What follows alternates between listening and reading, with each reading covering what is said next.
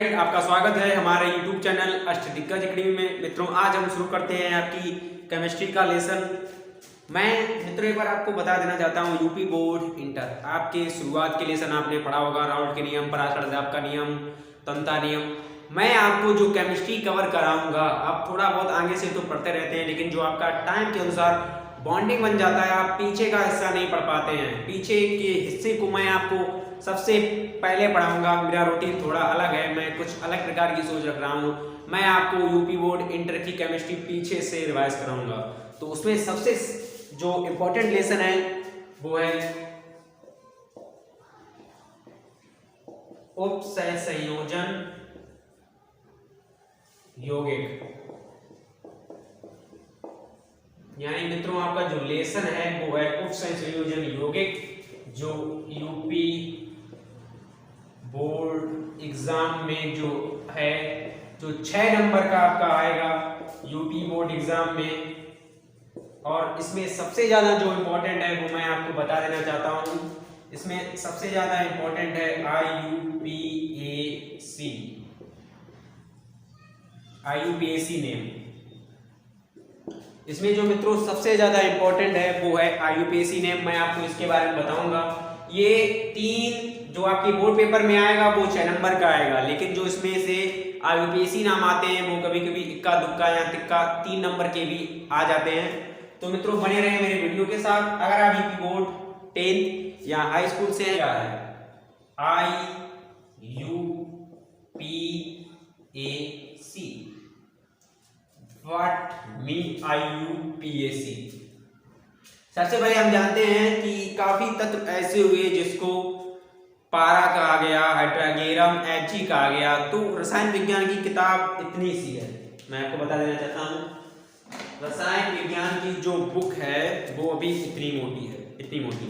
अगर इन तत्वों को उनके रासायनिक और IUPAC नाम में नहीं लिखा जाता तो ये किताब दुगनी होती। पॉइंट टू नोटेड, ये के एन शर्मा की किताब है, इंटरमीडिएट अकादमिक रसायन की। ये किताब इतनी मोटी हुई तो IUPAC की जरूरत क्यों पड़ी, तो मैं आपको बता देना चाहता हूँ। IUPAC पद्धति की जरूरत इसलिए पड़ी ताकि कार्बनिक और अकार्बनिक यौगिकों को नाम को एक निश्चित श्रृंखला में व्यवस्थित किया जाए और उसके नाम को हम आसानी से निकाल सकें। तो जानते हैं IUPAC international union of pure and applied chemistry.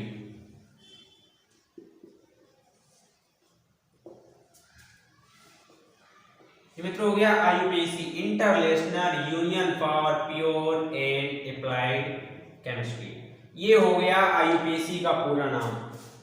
मैंने काफी बच्चों से पूछा कि आज स्कूल में क्या पढ़ाया गया केमिस्ट्री को, IUPAC। मैंने पूछा IUPAC का नाम नहीं पता, तो मित्रों पता होना चाहिए। IUPAC का जो नाम होता है वो होता है international union for pure and applied chemistry. इसे बोलते हैं हिंदी में अंतरराष्ट्रीय विशुद्ध रसायन संघ।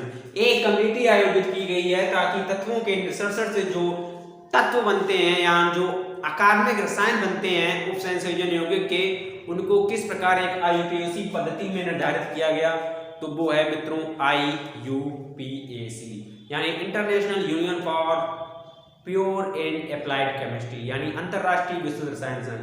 तो बने रहे मेरी वीडियो के साथ। अब हम तत्वों के जो बोर्ड में पूछे जा चुके क्वेश्चन है, मैं उनको आपको बोर्ड पे सॉल्व कर पाऊंगा। आप कराटे में जो आप पढ़ रहे हैं, आपकी IUPAC आज इस चैप्टर का खत्म होगा। तो लाइक कमेंट शेयर ठोक दो, महाकाल की जय। तो बने रहे मेरे वीडियो के साथ। तो मैं आपको बताऊंगा कि उपसंयोजन यौगिकों का नाम तंत्र कैसे रखा जाता है, कैसे फायरेट थर्ड हो जाता है। तो मैं आपको कुछ रूल बताऊंगा, कुछ मैं आपको नियम बताऊंगा जो आप जब याद कर लेंगे तो ये जो IUPAC है आपको एकमात्र खेल लगेगा। IUPAC नाम आप गट दे निकाल देंगे।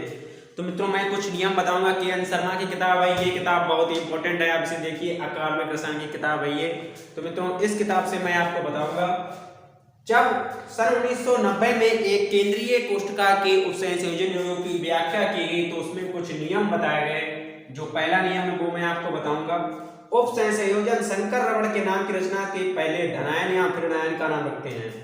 यानी सबसे पहले आप धनायन यानी जो पॉजिटिव है और ऋणायन,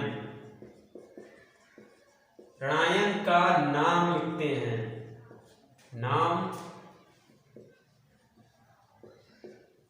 लिखते हैं। ये पहला नियम हो गया। तो दूसरा नियम वो है मित्रों है संकर आयन का नाम रखने से पहले उप संयोजित समूहों के नाम के केंद्रीय धातु का नाम रखते हैं। पॉइंट टू नोटेड क्या हो गया, केंद्रीय।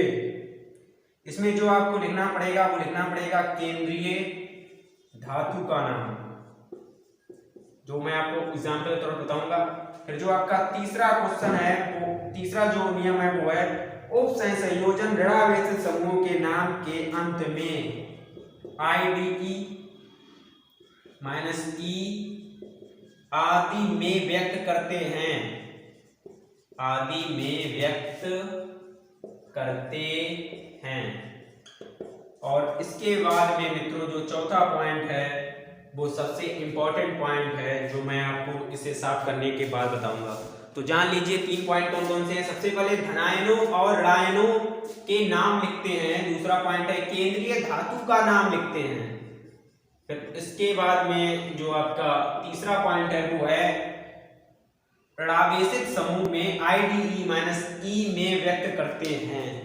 तो इसके बाद में जो आपका चलो लगा देते हैं, अगर आपका Cl माइनस है, Cl नेगेटिव है, ये चौथा रूल है आपका, पॉइंट नोट कर लीजिएगा, ये चौथा रूल है। अगर Cl है तो वो हो गया मित्रों क्लोरो, Br नेगेटिव है तो मित्रों वो हो गया ब्रोमो। इसके बाद में अगर I नेगेटिव है तो वो हो गया आयोडो, ध्यान से लिखिएगा आयोडो। अगर वो हो गया F नेगेटिव तो मित्रों वो हो गया फ्लूरो, फ्लूओरो। और इसके बाद में अगर वो H है तो वो हो गया हाइड्राइडो, हाइड्राइडो। पॉइंट गुड नोटेड, वो हो गया आपका हाइड्राइडो। और इसके बाद में अगर वो O2 नेगेटिव है तो वो मित्रों आपका हो जाएगा पराक्सो, पराक्सो। और इसके बाद में अगर आपका वो OH नेगेटिव है तो उसके बाद में हो जाएगा हाइड्रैक्सो। और इसके बाद में आपका अगर वो है Cn नेगेटिव तो मित्रों हो जाएगा साइनो। और इसके बाद में अगर वो है HCN तो वो मित्रों जो हो जाएगा वो हो जाएगा थायोसाइनाटो, थायोसाइनाटो, सॉरी मित्रों थायोसाइनेटो, थायोसाइनेटो। और उसके बाद में अगर NO2 नेगेटिव है तो उसके बाद में वो हो जाएगा नाइट्रो, ये आप ध्यान से लिखिएगा। और इसके बाद में अगर ONO नेगेटिव है तो वो हो जाएगा नाइट्राइटो, नाइट्राइटो हो जाएगा मित्रों। और इसके बाद में CO3 नेगेटिव है तो वो मित्रों हो जाएगा कार्बोनेटो, कार्बोनेटो। तो वो हो जाएगा मित्रों आपका कार्बोनेटो। और एक सबसे इंपॉर्टेंट को मैं आपको बताऊंगा, अगर आपका है C2O4 3 नेगेटिव, सॉरी 2 नेगेटिव, तो इसका मित्रों नाम हो जाएगा ऑक्सीटो। इसे मित्रों मैं आपको पुनः बता देना चाहता हूं, ये IUPAC international union of pure and applied chemistry जो रूल नंबर 4 बताया वो ये है, अगर आपके किसी समूह में उप संयोजक यौगिक में अगर Cl आता है तो मित्रों हो जाएगा क्लोरो, Br नेगेटिव हो जाता है तो वो हो जाएगा ब्रोमो, I नेगेटिव हो जाता है तो वो हो जाएगा आयोडो, अगर F नेगेटिव होता है तो फ्लूरो, H होता है तो हाइड्राइडो, O2 नेगेटिव होता है तो पराक्सो हो जाएगा, OH हो जाएगा तो वो हाइड्रॉक्सो हो जाएगा, Cn नेगेटिव हो जाएगा तो मित्रों वो आपका हो जाएगा साइनो, HCN हो जाएगा तो मित्रों आपका होगा थायोसाइनेटो, NO2 नेगेटिव हो जाएगा तो नाइट्रो हो जाएगा, ONO नेगेटिव हो जाएगा तो नाइट्राइटो हो जाएगा, CO3 2 नेगेटिव हो जाएगा वो हो जाएगा कार्बोनेटो। इसके बाद में जो आपका क्वेश्चन फंसता है वो फंसता है इसमें C2O4 2 नेगेटिव, ये हो जाएगा आपका ऑक्सीटो। तो मित्रों ये आप जरूर नाम याद करिएगा, आप इसको नोट कर लीजिएगा, क्योंकि यही जो आपके IUPAC की एक तो आत्मा है वो यही है, क्योंकि जो भी क्वेश्चन बनता है यही क्रियात्मक समूह से बनता है। तो मित्रों यही उपसंयोजन यौगिकों के नाम है CN नेगेटिव साइनो। तो मित्रों अगर कोई भी नाम छूट रहा हो तो आप कमेंट बॉक्स में जरूर कमेंट करें। अगर आप IUPAC नाम सॉल्व कर रहे हैं तो मुझे कमेंट बॉक्स में कमेंट करें, और जो आप IUPAC नाम नहीं बना पा रहे हैं तो भी आप कमेंट बॉक्स में कमेंट करें। तो इसके बाद रूल नंबर जाने 5 मेरे वीडियो में। हेलो फ्रेंड, हमने 4 नियम पढ़ लिए हैं IUPAC नाम बनाने के लिए जो उपसंयोजन यौगिक को होते हैं। लेकिन अब मित्रों हम जान लेते हैं अपवाद। अपवाद क्या है? सबसे पहले मित्रों तो इस शब्द को मैं आपको बता देना चाहता हूं, अपवाद। ये आपका जो रूल नंबर है 5, अपवाद। अपवाद मित्रों वो होता है जो कथन सही कथन की पुष्टि नहीं कर पाता, यानी हमने कुछ सही नियम बता दिए, उसके बाद में कुछ नियम ऐसे भी हमने बता दिए जो उस सर्किल में काम नहीं करते हैं, तो मित्रों वो हो जाते हैं अपवाद। सबसे पहले उपसंयोजन विद्युत उदासीन समूह के नाम साधारणतः उनके नाम होते हैं, किंतु इसके अपवाद भी हैं। तो अपवाद क्या है? H2O हो जाएगा, वो होता है एक्वा। मित्रों आपने एक्वा मैन पिक्चर देखी होगी, बहुत ही लोगों ने देखी होगी ज्यादातर एक्वा मैन पिक्चर, पानी वाला आदमी। एक्वा जो होता है वो जल होता है। NH3 जो होता है वो होता है एनीन, और जो मित्रों CO होता है वो होता है कार्बोनिल, और जो मित्रों NO होता है वो होता है नाइट्राइटो, सॉरी NO होता है वो होता है नाइट्रोसिल, और जो CS होता है वो होता है थायोकार्बोनिल।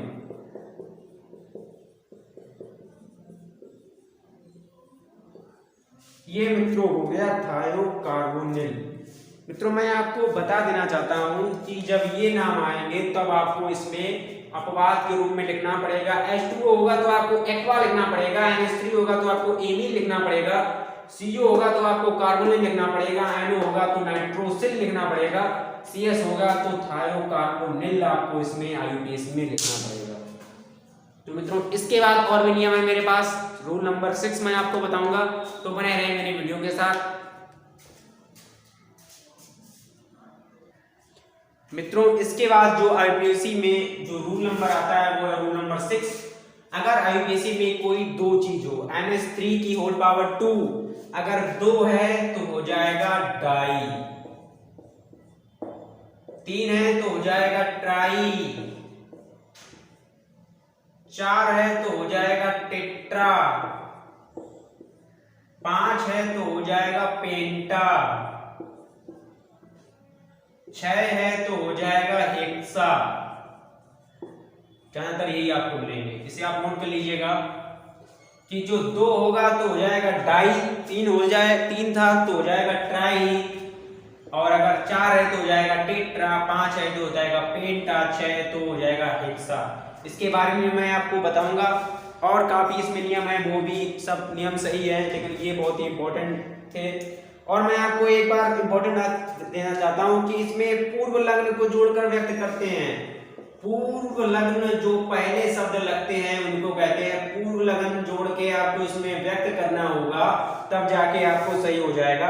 उसके बाद में उचित शब्द लिखकर व्यक्त करना होता है। केंद्रीय धातु को सबसे पहले लिखा जाता है, इसमें आपको एक शब्द आएगा हाइफन। कमेंट बॉक्स में कमेंट कीजिए कि हाइफन क्या है। चलिए मित्रों मैं बता देता हूँ, हाइफन ये छोटा सा जो चिन्ह लगाया जाता है कोष्टक के बीच में, मित्रों इसे हाइफन बोलते हैं। जब मैं पढ़ता था तो मुझे समझ में नहीं आया था, मैं 4 टीचरों के पास गया था, उन्होंने भी नहीं बता पाया था, लेकिन टीचर वो नहीं, वो मेरे मित्र ही थे, सॉरी। लेकिन जब टीचर के पास गया था उन्होंने बता दिया था कि हाइफन क्या होता है। और इसके बाद मित्रों केंद्रीय धातु की ऑक्सीकरण अवस्था रोमन अंकों में लिखते हैं। सबसे इंपॉर्टेंट जो है वो मैं आपको बताना भूल गया कि जो लिखते हैं ये आपको 2 हो गया तो डाई, 3 हो गया तो ट्राई, 4 हो गया तो टेट्रा, 5 हो गया तो पेंटा, 6 हो गया तो हेक्सा। और इसके बाद में हम बताएंगे आपको रूल नंबर 7। तो आप रूल नंबर 7 जानिए क्योंकि वो आपके लिए बहुत इंपॉर्टेंट है। तो रूल नंबर 7 ये है कि केंद्रीय धातु की ऑक्सीकरण संख्या, केंद्रीय धातु कि ऑक्सीडेशन नंबर, ऑक्सीकरण, केंद्रीय धातु की ऑक्सीकरण संख्या, केंद्रीय धातु की ऑक्सीकरण संख्या रोमन अंकों, इसे आप नोट करिएगा, ये रूल नंबर आपका 7 है कि रोमन अंकों में व्यक्त करते हैं, यानी 1 2 3 4 5, जहां तक इतने काम आ जाएंगे आपको, ये आप नोट कर लीजिएगा, रोमन अंकों में लिखते हैं। और इसके बाद में भी जो नियम है, शून्य ऑक्सीकरण अवस्था, अरबी अंक, जो शून्य ऑक्सीकरण यानी ऑक्सीडेशन नंबर होगा, शून्य ऑक्सीडेशन नंबर को हम लिखते हैं अरबी भाषा में, अरबी भाषा यानी 0, अरबी भाषा में लिखते हैं। और इसके बाद संकर धनायनों का विद्युत उदासीन के अंत में UM, इस नियम का आपको जरूरत नहीं पड़ेगा। जो मैंने आपको ये 7 नियम बताए हैं, उस 7 नियम को आप कंठस्थ कर लीजिएगा, और कोई भी IUPAC नाम हो, आप अकादमिक रसायन में फट तुरंत ही आप उसकी IUPAC नाम बताएंगे, तुरंत ही बता देंगे। अगर इस नियमों के अलावा अगर कोई भी और भी नियम है तो आप कमेंट बॉक्स में कमेंट करें। ये नियम मैंने किताब से छाटे हैं। इन नियमों के अलावा आपको इंटरमीडिएट में कोई भी नियम की जरूरत नहीं पड़ेगी, आप इतने केवल नियम सही से पढ़ लीजिए तो आपको कोई भी नियम की जरूरत नहीं पड़ेगी।